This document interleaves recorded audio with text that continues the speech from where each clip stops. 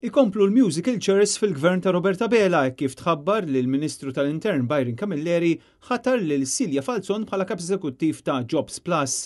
Dan wara li Bela ħal lil Leonid Mackay minn Jobs Plus sabiex poġġieħ CEO tal-Partit Laburista minflok Randolph De Battista. Silja Falzon fl-aħħar snin kienet kap eżekuttiv tal-Isptar Mater Dei u issa se tieħu f'idea dik li possibilment hija l-aktar aġenzija tal-gvern illi għandha pressjoni kbira fuqha.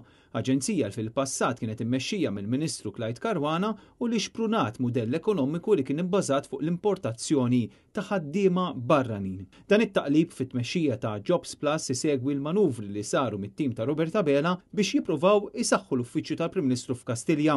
U għal dan il-għan ġabu l-Kurunell Mark Mallija li ħa post Glenn Mikallef. Dan tal-aħħar ġie nominat mill-Gvern għal kariga importanti ta' Kummissarju Ewropew. Mallija minħa tiegħu kellu diversi kpiepel fl-aħħar snin, minn kap eżekuttiv tal-Aġenzija Identità għal CEO tal-Fondazzjoni tas-Servizzi Mediċi għat-tmexxija ta' Transport Malta u issa Chief of Staff Kastilja sabiex jerġa' jipprova jibda jibni l-immaġini ta' Roberta Bela. Fi Transport Malta minflok Mallija tpoġġa Kurt Farrugia u fil-Malta Enterprise minflok Farrugia tpoġġa George Gregory. Veru l-każ ta' musical chairs. Sitwazzjoni qed tkompli titfa' dawl ħażin fuq il-gvern tant illi kien hemm kritika enormi, speċjalment mill-Kamra tal-Kummerċ għal mod kif qed isiru l-affarijiet.